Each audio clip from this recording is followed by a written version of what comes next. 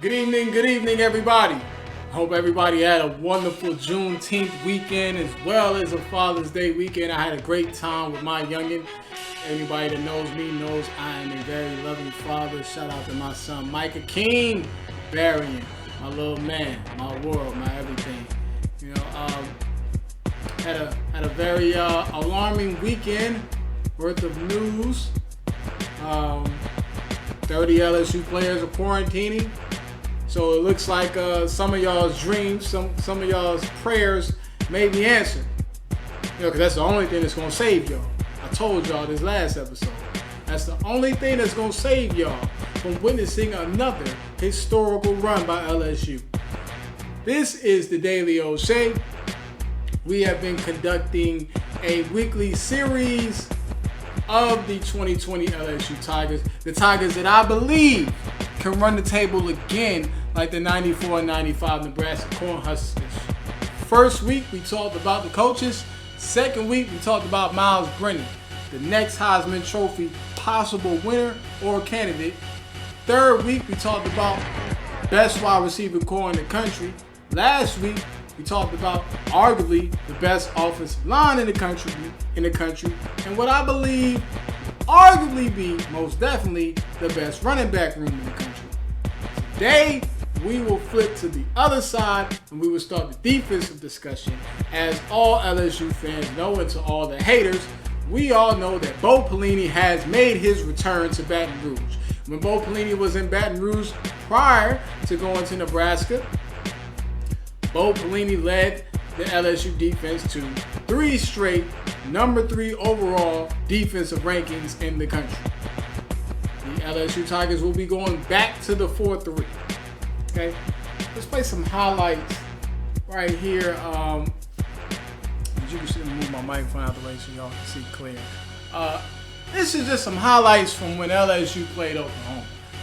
Early in the season last year, there was a lot of hate, coming from everybody saying, "Oh, well, LSU's defense is trash." And everybody's scoring on them. Then when the end of the season came, folks started getting cold washed all through the field. I mean, all up and down. Sideline to sideline, front to back, goalpost to goalpost, inline to inline. It was pure slaughterhouses. Okay? I believe the way LSU completed the season is the way LSU is going to start, go through, and finish the season this coming year, if there is a season. We're going to start this defensive discussion with that defensive line. Ed Orgeron, I say this time and time again, the best recruiter in college football. He has shown you why once again. Woo! I had to pause for that hit right there. That was my favorite hit of this game right here. My man Maurice Hampton came through and laid down the thump on that boy Jalen Hurts. He wasn't nothing but a freshman. That's a whole nother discussion for a whole nother day. Yeah, but anyways, back to what we was talking about. The defensive line group, Ed Orgeron, built this team up for this transition. That D-line is greasy. I mean, front to back, they're about 4 deep. About 6'3", 300 pounds. I'm about to go through the list. I mean, it's going to be like Auburn's defensive line 2.0. Because I believe these guys are a little bit more athletic. Okay, so let's get into this. All right. What I predict might be the starting lineup. I think it's going to be a battle between Andre Anthony and TK McClendon at that left defensive end. We all know Andre Anthony's a senior. Never really hit his stride as a stand-up outside linebacker in that 3-4 scheme. He's more comfortable with his hand in the ground. TK McClendon was the former number 1 overall junior college tight end. He transferred in. They moved him over to defense. He's about 6'6", 270, runs about a 4.6. Very athletic, great fit as a defensive end. He's your typical 4-3 defensive end. Moving on to the inside, my man Tyler Shelvin. Nobody blocked Tyler Shelvin last year. No 2 people blocked Tyler Shelvin last year. You will have to put 2 people on Tyler Shelvin this year. Tyler Shelvin against any guard is a complete mismatch. He is going to be highly disruptive. I'm very thankful that he came back. He wears that 72. Reminds you a lot of Glenn Dorsey. I'm not going to put that on him because we all know Glenn Dorsey was a great player. But Tyler Shelvin, this year could really explode on the scene and really make his mark. The man is an absolute phenomenon in there. Phenom in there. I mean, just ridiculously explosive, powerful, and not to mention he's 346 pounds. Right next to him, it would just be like a dream come true for me if I saw Apu Ika right next to Tyler Shelvin. You got Apu Ika 6'4", 350, wildly explosive, highly athletic. You put these two twin towers next to each other, and you're just asking for mass destruction amongst any offensive line you bring against them. You're going to let linebackers roam free. That is two guys that require two men to block them. You only have 5 offensive linemen. You're going to have to single one of them, which means that person, that guard, is going to get annihilated, abused, and just totally whitewashed, clean across the offensive line. The line of scrimmage will be moving backwards in 2020 when they go against this LSU defensive line. That would just be like just a match made in heaven, if you ask me. You know, to put two athletic 350 pounders on that D-line. Then on that right end, you got Justin Thomas. There's a lot of talk about B.J. Ojolari and Phillip Webb. Me personally, I think Jarrell Cherry is going to make a big splash. You know, he's gained a lot of weight. Came in as an outside linebacker / defensive end. You know, a lot of people don't know Jarrell Cherry was on a state championship track team in Texas. He's a tremendous athlete. And now he's about, I think he's pushing 280. He's getting close to 280. Like, it's a big man. And he's moving. Okay, so it's a lot of speed up there. Okay, then when you come down again, we already mentioned T.K. McClendon and Andre Anthony. But we got the veterans. Glenn Logan and Neil Farrell. And hey, you never know what LSU may be thinking about. They just could just go big, clean cross the defensive line and put Neil Farrell and Glenn Logan in there with Apu Ika and Tyler Shelvin. The point is that LSU has tremendous depth on this D-line. I remember back in 2017 when Ed Orgeron took over his first year as the full-time head coach. That defensive line was anything but stocked with depth. They were skimp. They were bare. Rashard Lawrence had to jump right in. Clavon Chason had to jump in there as a freshman.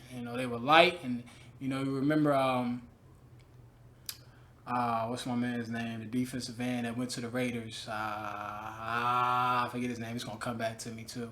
Number 49 too. I remember he was nice too. What's his name? I can't remember, but it's okay. He know who I'm talking about. My man was nice, but he had got injured that year, so it was just a lot. Ed Orgeron had to scrap to put a D-line out there.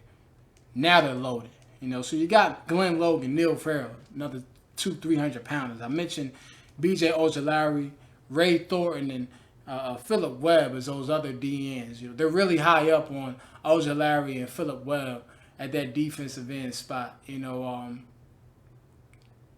Phillip Webb is big time recruit.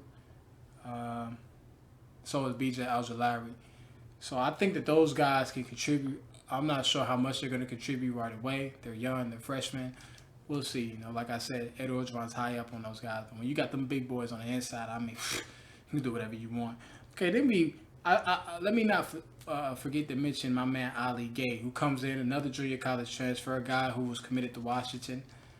Came on, went to junior college, came on into LSU, 6'6", 270, long arms, athletic, just your typical defensive end in a 4-3 front, and I think that, again, you just look at the depth, and it's tremendous. And you come to that third string, that third lineup, and you got guys like Trevez Moore, who's been there for now 2 years. He may get in rotation. But then you got those young freshmen. Jacqueline Roy and Jacoby and Guillory. Jacoby and Guillory squat 700 pounds coming out of high school. Just total athlete. I mean, just a total specimen, a freak of nature. Him and Jacqueline Roy could have went anywhere they wanted in the country. And they came right on home to Baton Rouge. Just got to take the hats off to Ed Orgeron once again for doing what he does. Yeah. And then you got the other guy, my man Eric Taylor, from right down the road. You know, I do live here in Birmingham. He's from right down the road to Trustville. Ed Orgeron coming right in Nick Saban's backyard and snatching defensive linemen out, giving him a taste of his own medicine. You know, because he did that in Louisiana for years. Just had his way with whatever he wanted to get out of Louisiana. All the best players. And it made him, and it made those Alabama Crimson Tide very tough to beat. Clearly, they had their decade. You know, because we all know that's over with. But anyways, yeah, man, Eric Taylor, and then you got Nelson Jenkins. I mean, so you round all that up, you got 3 deep with interior defensive linemen. All of them are 300 pounds. They're explosive. They're athletic. They can rotate. They won't get tired. Should anybody get hurt, they can plug and shove. Next man up. I think this is another reason. It's a recipe for success. I've been breaking down every position group, and as I continue to break it down, this is why I play these Oklahoma Highlights. Look how they just smacking Jalen Hurts out there. You know, you're gonna see a lot of offenses. These high-powered offenses get shut clean down, just like they were shutting down offenses at the end of the season. Next week we'll talk about those linebackers. Everybody knows about Mr. Jabril Cox coming in, but my man Damon Clark is going to be a monster too. Thank you for everybody tuning in. Once again, this is Keaton Barry, Daily O'Shea. Like, subscribe, give me a couple views, a couple comments if you want. Appreciate all the love and support. Y'all be blessed.